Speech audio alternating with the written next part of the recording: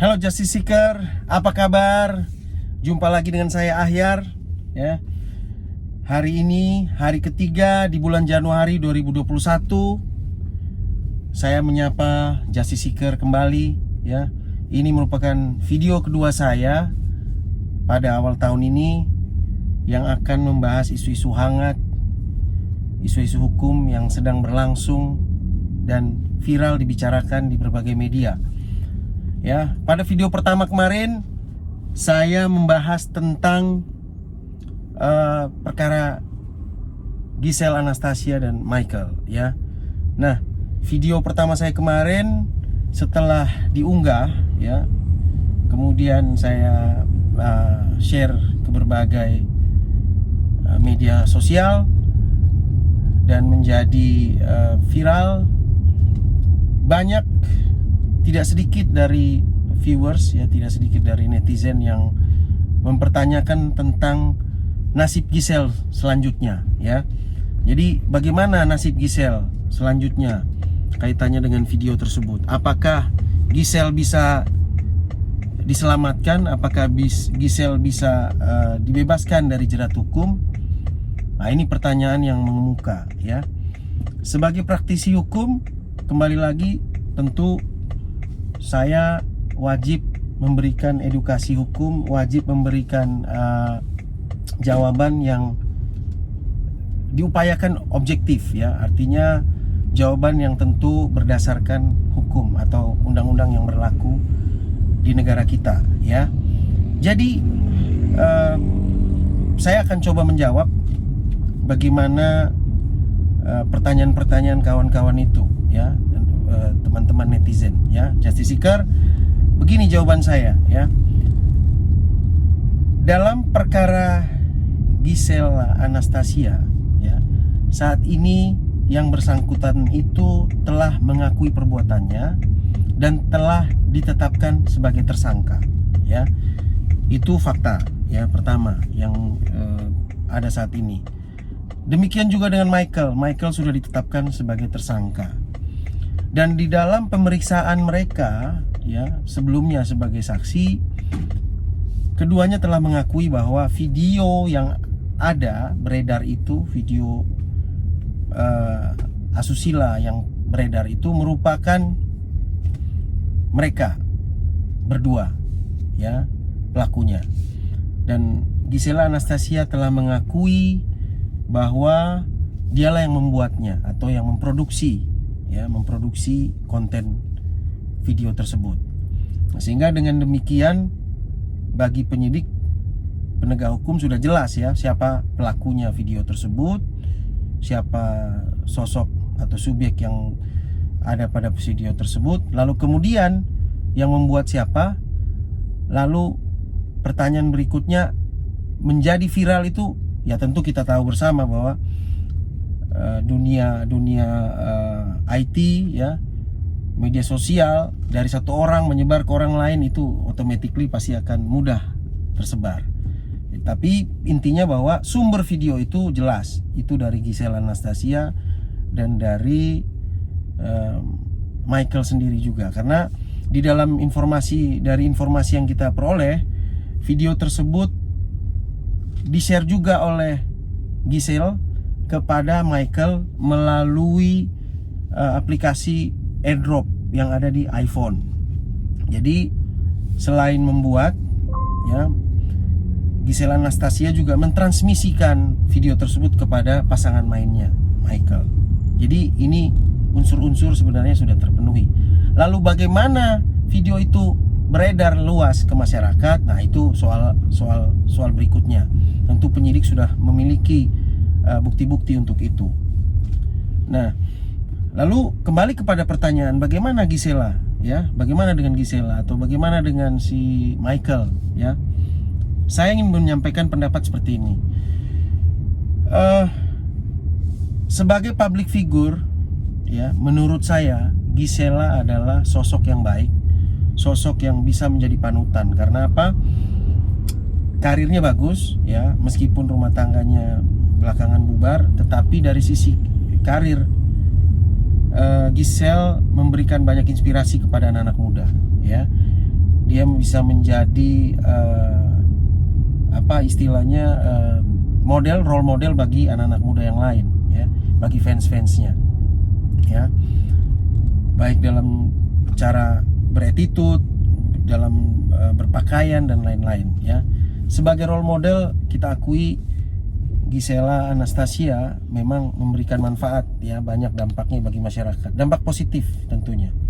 Tetapi dalam hal kasus yang menimpa dia saat ini, kita tentu sangat menyayangkan. Nah, inilah yang memberatkan sebenarnya dari proses hukum. Nah, bagaimana caranya kemudian Gisela bisa selamat? Menurut saya satu, yang paling utama adalah kelegoan hati untuk meminta maaf, ya. Jadi Gisela Anastasia sebagai public figure, menurut saya wajib meminta maaf, ya. Meminta maaf di sini ya tentu dilakukan harus dengan cara dipublish, ya. Karena peristiwa ini, ya, skandal ini sudah menyebar kemana-mana, tentu permintaan maaf pun wajib dilakukan terhadap masyarakat, terhadap publik, ya.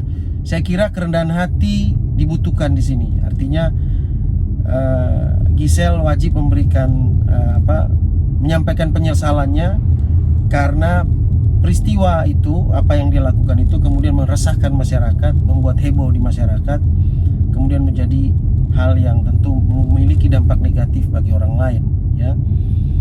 Setidaknya bagi keluarganya sendiri, ya, atau keluarga dari pasangannya atau anaknya, itu yang paling utama sebenarnya. Bagi publik sih mungkin tidak, ya, tetapi paling tidak bagi keluarganya, bagi keturunannya, bagi mantan suaminya, ya. Kemarin saya sudah jelaskan bahwa dimensi kasusnya kan tidak hanya pornografi tapi juga luas. Nah, itu tidak perlu saya ulas kembali.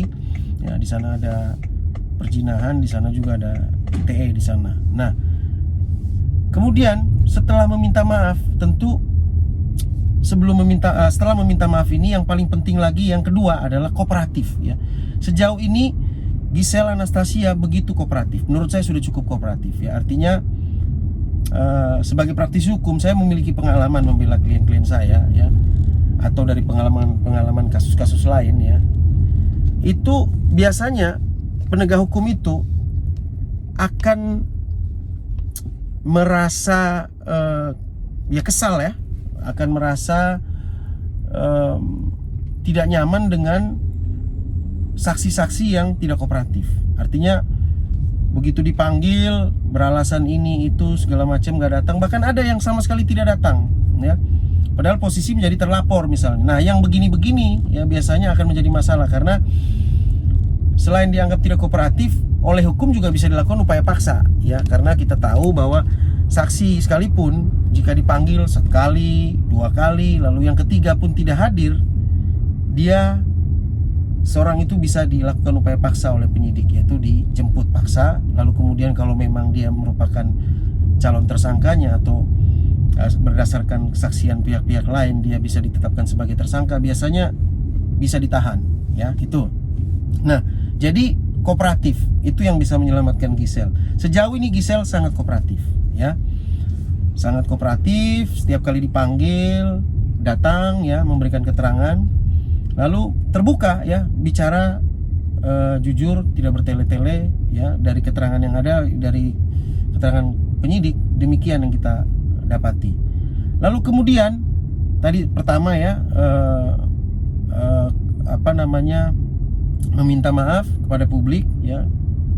Lalu kemudian kooperatif, ya, sudah, itu saya kira itu sangat bisa menyelamatkan.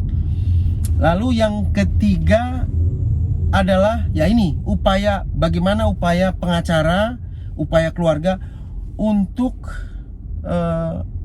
memohon kepada nanti di pengadilan kepada hakim untuk memberikan hukuman yang ringan kepada Giselle. Nah, menurut saya, ya, Giselle layak mendapatkan itu karena selama dia melakukan dua hal yang di awal tadi yang saya katakan, kooperatif, ya, tidak bertele-tele di situ, ya. Lalu kemudian minta maaf kepada publik, ya, menyesali perbuatannya, ya, itu hal-hal yang tentu bisa meringankan, membantu Giselle. Lalu Yang ketiga ya tadi ya, bagaimana upayanya dalam proses hukum itu ya. Karena begini, menurut saya kasus Gisel ini tidak bisa dihentikan begitu saja. Artinya tidak bisa menggunakan upaya, kalau sudah terpenuhi unsur ya, saksi-saksi lalu dorongan publik kemudian minta supaya kasus ini diproses lebih lanjut, maka tidak ada yang bisa menghentikan kasus ini sampai ke pengadilan, artinya dibawa ke pengadilan. Nah, yang bisa kemudian menyelamatkan Gisel itu adalah bagaimana keluarga itu berupaya untuk memperoleh hukuman bagi Gisel itu yang serendah-rendahnya.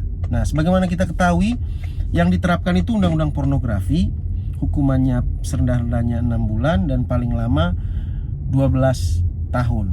Nah, sehingga ada peluang bagi Gisel ya untuk mendapatkan hukuman yang ringan. Nah, sebagai praktisi hukum, saya menyarankan untuk berharap sih, bukan menyarankan sebenarnya ya. Saya tidak punya tidak punya hak untuk memberi saran, apalagi kepada hakim ya, apalagi kepada penegak hukum.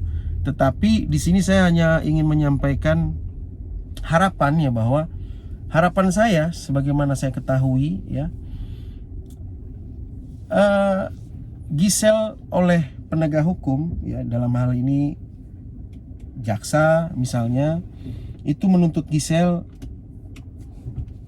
tidak terlalu tinggi ya, misalnya cukup setahun ya. Demikian juga putusannya pun dari hakim itu setahun, karena pertimbangan-pertimbangan tadi ya. Jadi sudah menyesali perbuatan, minta maaf ke publik karena ini dimensinya memang sudah menjadi konsumsi publik. Yang kedua kemudian kooperatif ya dalam proses hukum, itu hal-hal yang meringankan dalam proses hukum ya, bagi orang yang mengalami proses hukum. Lalu bagaimana teknis lawyer ya, keluarga memohon ya, di situ bisa dengan membuat permohonan juga ya kepada majelis hakim ya, tentu melalui Gisel ya, selain menyesalasi perbuatannya tadi, melalui pengacaranya mohon agar hukumannya itu rendah ya, karena pertimbangan-pertimbangan tadi ya. Jadi apa yang dilakukan Gisel ini kan sebenarnya tidak berdampak kerugian material bagi orang ya, tidak, tetapi memang baginya dirinya sendiri sebenarnya kan, bagi orang lain kan hanya kerugian imaterial ya, rasa malu bagi mungkin ya anaknya masih kecil ya, tetapi dampaknya ke depan ya, ini sudah apalagi media sosial ya, hal yang merupakan konten konten digital itu kan sulit untuk dihapus jika sudah menyebar. Lalu kemudian ya bagi keluarga tentu, keluarga Gading terutama Gading Marten ya dan keluarganya, meskipun sudah mantan tapi kan punya rasa malu gitu ya, apalagi ya mengingat punya anak ya, memiliki anak yang masih kecil. Nah, ini dampaknya tentu sulit dihapus bahkan untuk berikutnya. Nah, penting kemudian kerendahan hati itu ada pada Gisel ya. Saya tahu Gisel tentu sangat menyesali perbuatannya, tapi dalam proses ini keluarga punya peran penting untuk kemudian juga membantu supaya hukuman itu menjadi ringan. Nah, hukumannya sendiri ya, sebenarnya sudah diakomodir di dalam aturan undang-undang kita ya, di mana di pasal 14 ya, 14 KUHP ya, itu mengatur tentang pemidanaan, di mana pemidanaan itu termasuk ada pemidanaan percobaan atau bersyarat ya, pemidanaan percobaan, hukuman percobaan. Jadi saya menyarankan, berharap ya, lebih kepada berharap, majelis hakim itu tidak hanya majelis hakim, tetapi di sini juga punya jaksa juga punya peran yang baik, yang krusial, menuntut Gisel itu dengan hukuman percobaan ya. Di dalam pasal 14 itu KUHP memang terdapat hukuman percobaan, di mana syaratnya itu memang tuntutan atau hukuman hakim itu tidak boleh lebih dari setahun, artinya 1 tahun. Jadi hukuman bersyarat itu maksimal 1 tahun baru bisa diterapkan. Itu yang saya baca dari undang-undang ya. Di situ disebutkan ya dalam pasal tersebut. Artinya hukuman putusan hakim itu mesti 1 tahun. Nah, Gisel bisa ya, ada celah di sana karena hukuman untuk perkara Gisel itu serendah-rendahnya 6 bulan. Artinya hakim bisa mengambil keputusan menghukum 6 bulan, 7 bulan sampai setahun. Ya. Harapan saya itu, jadi tidak dihukum lebih dari 1 tahun. Ya, meskipun hukuman maksimalnya 12 tahun. Nah, penting lagi kenapa ya ini menjadi harapan saya, karena apa? Alasannya adalah selain kooperatif, menyesali perbuatannya nanti ya. Saya yakin Gisel menyesali perbuatannya lalu kooperatif ya sejauh ini. Karir Gisel itu begitu moncer ya, begitu baik ke depan ya. Dia masih punya kesempatan karena dia masih muda, dia masih punya kesempatan untuk memperbaiki diri, untuk memperbaiki apa yang sudah dia perbuat yang menjadi kesalahan di masa lalunya ya. Kita tahu tidak ada manusia yang sempurna ya. Semua manusia pernah berbuat kesalahan, pernah punya hal-hal yang negatif dilakukan, punya sisi gelap ya, sebagaimana Roy Martin mengatakan bahwa manusia-manusia itu termasuk saya tentunya memiliki sisi gelap dalam kehidupan kita masing-masing. Nah, hal ini penting ya agar Gisel kemudian diberi kesempatan untuk kembali berkarir. Dan sebenarnya selain itu yang paling utama adalah apa? Gisel memiliki anak yang masih harus dicurahkan kasih sayang, perhatian ya, yaitu Gempi yang masih berusia sangat kecil, masih di bawah 10 tahun ya, masih sangat membutuhkan perhatian ibu, kasih sayang dari seorang ibu ya. Jadi harapan saya jaksa hakim itu tidak menerapkan hukuman yang berat buat Gisel ya. Ini harapan saya ke depan.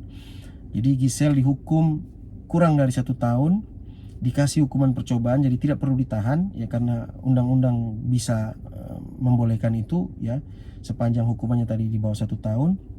Dikasih hukuman percobaan. Hukuman percobaan itu begini, dia tidak ditahan, tetapi jika mengulangi perbuatan maka bisa dilakukan pemidanaan, penjara ya. Jadi selama melakukan menjalani masa hukuman, dia tidak dipenjara, dia masih bisa bebas berkarir ya, mengurusi anak dan lain-lain. Jadi ini harapan saya. Nah, tapi itu tadi semua bergantung kepada proses hukum ini nanti, bagaimana pendekatan lawyer, pembelaan lawyer ya, sikap Gisel sendiri ya ke depan nanti seperti apa. Sebagaimana saya jelaskan tadi, itu bisa semua diwujudkan ya. Jadi saya coba kembali mengulas ya. Gisel bisa diselamatkan dalam tanda petik, artinya tidak mendapatkan hukuman berat, tidak sampai di penjara, itu jika memenuhi syarat-syarat tadi ya. Dia minta maaf sebagai bentuk penyesalan ya, kepada publik tentunya, tidak hanya kepada keluarga tapi kepada publik, karena ini dimensinya sudah luas menjadi konsumsi publik, jadi perkara publik ya. Yang kedua adalah dia kooperatif, dan sejauh ini saya tahu sangat memperhatikan bahwa dalam proses-proses hukum Gisel sangat kooperatif. Ini sangat membantu. Tidak hanya nanti di kepolisian, tapi jika berurusan dengan kejaksaan maupun nanti di pengadilan dengan majelis hakim. Ya. Kemudian yang ketiga tadi bagaimana upaya dari lawyer ya, keluarga juga, dan Gisel sendiri membuktikan bahwa dalam hal ini tidak ada niat dia untuk melakukan perbuatan ini untuk disebarkan kepada publik ya.